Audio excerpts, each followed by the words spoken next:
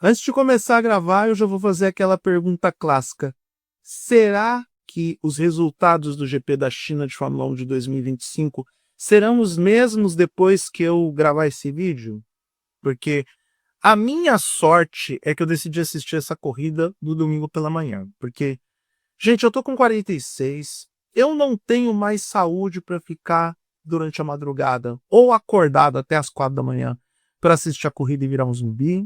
Eu fiz isso no ano passado no GP de Las Vegas porque o Max Verstappen seria tetracampeão do mundo. E eu também não tenho mais essa disposição para... Ai, meu Deus do céu. Difícil, hein, Ferrari? Difícil. Eu chego na Ferrari. Vamos falar dos vencedores. Vamos falar de Lando Norris e da McLaren. Lando Norris não, vamos falar do Piastri. Lando Norris é um vencedor, mas o Piastri venceu a corrida. Olha como eu tô com sono. São 10 da manhã de 23 de março. Eu vou editar e publicar esse vídeo rapidamente para vocês. Oscar Piastri venceu a corrida de ponta a ponta. Eu não sei porque que eu tô falando tanto do Lando Norris. Na verdade, eu sei, eu chego nele daqui a pouco. Piastri venceu a corrida de ponta a ponta. De certa forma, foi o piloto dominante no final de semana. Dominante no sentido de ele fez a pole, demonstrou consistência, demonstrou desempenho e venceu. Pro Piastri, foi uma espécie de resposta para tudo o que aconteceu no GP da Austrália. Ele estava indignado pelo fato de não conseguir vencer em casa, porque era, obviamente, o sonho dele. Ele tinha mais performance, tinha mais ritmo, mas ele não teve a possibilidade de vencer lá na corrida no seu país natal, na Austrália, e é uma espécie de resposta objetiva para ele, para a McLaren, para o próprio Lando Norris. O Norris, que eu digo que é vencedor, porque ele sai da China com o líder do campeonato. Apesar de todas as adversidades, apesar de todas as dificuldades, apesar do problema de freio dele no final da corrida. É importante para o Norris conseguir esse resultado, ainda mais com uma corrida sprint pavorosa que ele teve, e ele sabe que a estratégia do seu principal rival, que por incrível que pareça, ainda é o Max Verstappen, até que se prove o contrário. Ele sabe que a estratégia do Verstappen é acumular o máximo de pontos possível, e ele está fazendo isso. Então, para o Norris, fundamental não só ter pontos, mas ficar na frente do piloto holandês o máximo possível. Só que agora eu acho que o Norris tem que começar a se preocupar mesmo com o Piastri, mostrando que tem cabeça no lugar, performance e condições de disputar o título de 2025. Não podemos nos esquecer que esse campeonato começa completamente aberto. Ele começou zerado. A gente tem pelo menos 5 ou 6 pilotos que são... Tá, 5, vamos... A gente troca, de repente, o Jack Doohan não, o Liam Lawson por algum outro piloto, tipo, sei lá, Yuki Tsunoda. Vou falar sobre isso daqui a pouco também. De repente pode rolar essa troca na Red Bull. Mas pelo menos 5 pilotos elegíveis ao título esse ano, ou com carros em condições para isso. Seria muito audacioso da minha parte tirar o Antonelli dessa disputa? Talvez não, porque por melhor que o Antonelli seja, e ele está entregando a melhor performance entre os novatos, ele já tem um abismo de pontos por George Russell, que chegou em terceiro na corrida de hoje e entregou um desempenho, apesar de discreto, surpreendente até, porque ele passou a maior parte do tempo sozinho na corrida, mas ainda assim, como até de forma maldosa o entrevistador do pós-prova disse que o Russell era o melhor do resto, ele foi o melhor do resto e conseguiu colocar uma Mercedes que alterna muito entre um bom carro e um carro mediano na terceira posição. Isso para o Russell pode ainda garantir algumas chances de longevidade no campeonato, lembrando que a diferença de pontos entre os 4 primeiros colocados é de apenas 10 pontos. Isso é muito importante para esse começo de temporada, e aí eu tendo a me alinhar com a estratégia do Lando Norris, ou com a teoria que o Norris levantou antes do campeonato começar. Nós ainda estamos em um início de campeonato onde não temos alguém ou algum piloto abrindo uma larga vantagem. A gente tem o Norris como líder, mas ele é ameaçado por Verstappen, Piastri e Russell, que e com um deslize que o Norris possa vir a ter nas próximas provas, ele pode perder essa liderança. Faltou pouco para ele começar a corrida da China já fora da liderança do campeonato, faltou bem pouco mesmo, era só haver uma inversão entre o Verstappen e o Hamilton na corrida sprint. Aliás, eu vou chegar na Ferrari, né? Porque a Ferrari vai de besta a bestial, ou bestial a besta em, sei lá, 24 horas. Então, é um campeonato mais disputado, a gente já esperava por isso, tem maior equilíbrio. A prova da China já não foi aquela coisa, se levar em consideração que não tivemos muitas disputas no pelotão da frente, foi muito pautado pela estratégia de pneus, que aí levou-se em consideração o recapeamento da pista. Para muita gente, essas provas que levam em consideração as estratégias em função dos pneus, elas são provas mais desinteressantes, mas o GP da China, com todas as suas poucas alternativas na frente, no pelotão intermediário e na questão de administração de pneus, ele foi, sim, bem interessante. Me arrisco a dizer que, em certos momentos, até um pouco melhor do que o GP da Austrália, que na primeira metade foi uma procissão. Quem assistiu a corrida sabe muito bem disso. Max Verstappen. Eu ia dar aquela zoada perguntando se o Verstappen participou da corrida, mas ele participou. O Verstappen, dentro de suas várias qualidades como excepcional piloto de Fórmula 1, uma dessas qualidades é saber gerenciar os pneus. E numa situação como a do GP da China, com o asfalto novo, ele soube gerenciar os pneus muito bem. Ele e o Russell mandaram muito bem nisso. O Norris e o Piastri conseguiram preservar os pneus porque o carro da McLaren ainda é muito equilibrado. Aliás, para quem dizia que a McLaren tinha apresentado problemas com os pneus médios durante a corrida sprint, na verdade agora apresentou problemas de freios, não é mesmo? O senhor Lando Norris, que segundo ele mesmo passou pelo maior pesadelo, que é perder o freio no final da corrida. Mas o gerenciamento de pneus do Verstappen é muito bom. E o cara realmente, ele tira leite de pedra. Ele tira leite de pedra de uma Red Bull que é preparada para ele. Acho que uma coisa que a gente tem que ter em mente para falar do Liam Lawson é que esse carro da Red Bull é pensado especificamente na dirigibilidade do Max Verstappen. E aí qualquer piloto que assumir o segundo carro vai sofrer, não apenas o Sérgio Pérez, não apenas o Liam Lawson, mas muito provavelmente o senhor Yuki Tsunoda. E aí talvez a Red Bull tenha que pensar que ou tenha mais paciência com o Liam Lawson, apesar do Liam Lawson ter culpa no cartório, ou vai ser uma máquina de moer piloto. O segundo piloto que entrar na Red Bull, independente de quem seja ele qual for, vai ser moído por Helmut Marko e sua turma, porque claramente esse carro é pensado em Max Verstappen.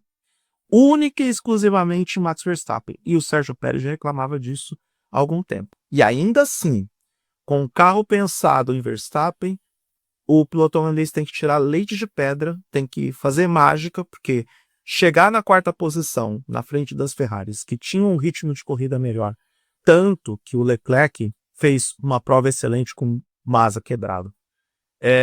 Para conseguir essa performance toda com um carro que é mediano, o Verstappen ele é diferenciado, ele é um ponto fora da curva. A gente tem que reconhecer isso e, de novo, Red Bull tem que pensar muito bem qual vai ser a estratégia mesmo. Se é priorizar um carro para o Verstappen e aniquilar o segundo piloto ou tentar equilibrar as coisas para garantir a pontuação no campeonato de construtores. Lembrando que nesse momento a Red Bull está na terceira posição, apenas um ponto à frente da Ferrari, que, apesar de todas as cagadas, e aí, desculpa YouTube, não tem outro termo para falar sobre a Ferrari hoje, apesar de todas as cagadas, a Ferrari está apenas um ponto atrás nos construtores. Quer dizer, está um ponto atrás? Estava, né? Porque perdeu toda a pontuação da prova de hoje. Vocês deram uma olhada no Formula1.com? Não, né? Então, antes de gravar os vídeos aqui para esse canal e escrever os artigos para o eduardomoreira.com.br, eu me dou o trabalho de visitar o Formula1.com, só para garantir que eu vou falar sobre tudo o que eu vi na prova de forma fidedigna. E aí que eu vejo logo na cara. Hamilton desclassificado por causa do sistema de balanceamento da parte traseira do carro, e o Leclerc, que estava com peso abaixo do estipulado pelo regulamento, também foi desclassificado. Pierre Gasly também foi desclassificado da corrida, tá? Fica a dica antes que eu me esqueça dessa pauta. Não é possível que a Ferrari cometa esses erros grosseiros. Não é possível. Não é possível. E, de novo, Fred Vasseur faz um trabalho muito bom na Ferrari. Trabalho de realinhamento de peças, de organização estratégica, de organização burocrática até. De novo, grande funcionário do ano por tirar o Hamilton da Mercedes e levar para a Ferrari. Os dois pilotos fizeram uma boa prova, apesar da batida entre os dois logo na primeira volta. O Hamilton foi prejudicado por conta dessa batida, isso é fato. O Leclerc foi prejudicado por conta dessa batida. O ritmo do Leclerc estava muito bom, a ponto dele seguir na prova sem trocar a asa. Ele poderia avançar na corrida, poderia chegar em posições melhores, mas vendo na Ferrari e erra clamorosamente em questões que, no caso dessas punições, são específicas da Ferrari. Mas ninguém, isso não é por conta do piloto, isso é por conta da equipe. Até quando a Ferrari vai ser essa zona? Tem que mandar estrategista embora, mas tem que mandar também alguma parte do corpo técnico que cuida dessas questões que, obviamente, a FIA não vai passar pano para isso, óbvio, e vai punir com rigidez e rigor, tal e como se espera, porque, de qualquer forma, seja por acidente ou proposital, a Ferrari obteve vantagem competitiva. E isso porque a Ferrari tem que dar a sorte de não perder os pontos acumulados na corrida sprint. Porque se essa bobagem fosse detectada da sprint race para a corrida principal, também perdia esses pontos. E tudo aquilo que nós elogiamos a respeito da Ferrari, sobre o desempenho do Hamilton, sobre o fato de ser primeira conquista, mesmo que não entre para as estatísticas, mas a primeira conquista do Hamilton pela Ferrari, tudo isso seria jogado fora e a Ferrari passaria vergonha, como passou vergonha no GP da China com todos esses erros. O que mais que eu posso destacar? Yuki Tsunoda fez uma ótima prova, apesar do problema que ele teve com a asa dianteira no final. O Tsunoda que está excitadíssimo, querendo a vaga do Liam Lawson. E, sim, o Liam Lawson está fazendo menos do que o Sérgio Pérez faria se estivesse naquele carro. Todos nós sabemos disso. Só que é claro que a diferença técnica entre o Pérez e o Lawson está determinada até mesmo pelo tempo que o Pérez correu na Red Bull e como que ele conhece melhor esse carro do que o Liam Lawson. Agora, quem é que foi que escolheu o Liam Lawson para a segunda vaga na Red Bull? Será que foi o mesmo cara que escolheu o Isaac Hadjar para pilotar pela Racing Bulls e tá vendo o Hadjar tomar pau do Tsunoda esse ano? O mesmo cara que, por coincidência ou não, disse na imprensa que o Bortoleto era um piloto V. Será que ele não tem culpa no cartório por ter... E sim, eu vou ser maldoso. Será que esse cara não tem culpa no cartório por ter faltado visão para ele para enxergar que o Liam Lawson talvez não estivesse pronto? Porque, pegando para o retrospecto, o Lawson não tem bons resultados nas outras categorias. Ele é um piloto rápido, mas ele não é consistente. Então, será que talvez a culpa seja daquele cara que acertou no Verstappen, acertou no Daniel Ricciardo, acertou no Sebastian Vettel, mas errou em todo o resto? Não sei. Fica a dica. Outro que estava pedindo para tomar punição hoje foi o Jack Doohan, tanto que recebeu 2 punições em pista. Doohan é outro que estava tentando mostrar serviço para o Flávio Briatore, porque sabe que a batata dele também está assando lá na Alpine.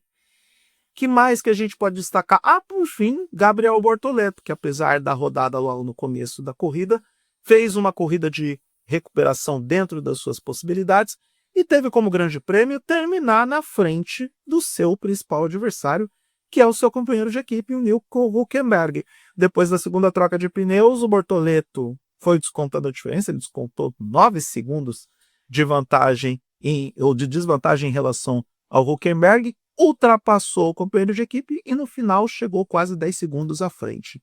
Então o Bortoleto pode ser considerado um dos vencedores desse GP da China, que, se não foi a corrida mais empolgante do mundo, foi uma corrida interessante por conta das estratégias. Interessante, eu não estou dizendo que é boa, não. Interessante, aceitável, chame do que quiser, mas não aquela corrida, nossa, finalmente começou a disputa pelo Mundial de 2025, temos pegas na pista emocionantes, tivemos ultrapassagens bem interessantes, a ultrapassagem do Verstappen por fora sobre o Leclerc foi muito interessante, a disputa do Jack Doohan com o Isaac Hadjar também bem interessante, mas não mais do que isso. É um campeonato mais disputado do que nos anos anteriores, desde o começo. No ano passado a gente teve a McLaren dando um salto no começo do segundo terço da temporada e dominando a temporada, e ainda assim, depois de muita luta e sacrifício, o Norris não teve competência para ultrapassar o Max Verstappen na pontuação e o piloto holandês foi tetracampeão do mundo. Nesse ano, não tá tão fácil e não tá tão mole quanto Maria Mole. Para ninguém. O Lando Norris é líder do campeonato, mas tem como principal ameaça o Oscar Piastri, que demonstra claramente que tem domínio do carro, tem ritmo de corrida, tem a cabeça no lugar, algo que o Norris não tem, ou pelo menos está tentando demonstrar que aprendeu alguma coisa com o que aconteceu no ano passado. E mesmo com tudo de ruim que está acontecendo na Red Bull, que claramente não tem o melhor carro, e já começa a suspeitar que não tem carro para disputar o título de forma objetiva. Talvez a Mercedes já esteja nos calcanhares da Red Bull em termos de performance, e tendo a concordar com o Lando Norris que a maior ameaça da McLaren ainda é a Ferrari. Falta a Ferrari acertar o timing dela. Mas vamos lá. A gente tem o Norris como líder, com o Piastri, e a sombra do Verstappen, que, com tudo que está acontecendo de errado na Red Bull, com um carro que, se me é inferior, ainda é vice-líder do campeonato, porque tira leite de pedra, é constante, tem uma capacidade cerebral altíssima. Ele é realmente um tubarão, ele é uma grande ameaça para o Lando Norris. O Piastri que está ali na briga, e o George Russell, que de forma surpreendente, nesse começo de temporada, está pontuando com uma certa constância. Pode não ser o piloto mais expressivo dentro desses 4, mas está se valendo de uma tática que funcionou para vários outros pilotos na Fórmula 1, que é se manter no pódio e se manter na zona de pontuação constantemente. Tem um desempenho bom o suficiente para obliterar o André Kimi Antonelli, que apesar de ser o melhor dos novatos, não chega a impressionar a ponto de que, por exemplo, o Piastri impressionou no seu primeiro ano na McLaren. É isso, quase 20 minutos. Vamos lá, próxima etapa, daqui a 2 semanas, dá tempo de você aproveitar um final de semana dormindo até acordar. Próxima etapa é o GP do Japão, onde para Liam Lawson e para Jack Doohan pode ser o primeiro match point para eles. Ou eles entregam performance lá em Suzuka, ou a cabeça deles será colocada a prêmio, cada um dentro de suas perspectivas. Estou curioso para ver esse GP do Japão, de como as coisas vão acontecer, como é que vai ser, e se Norris vai sair do Japão como líder do campeonato. Sei não, McLaren continua andando na frente, McLaren continua tendo o melhor carro do grid, mas o Oscar Piastri mostrou hoje que está pronto para disputar o título.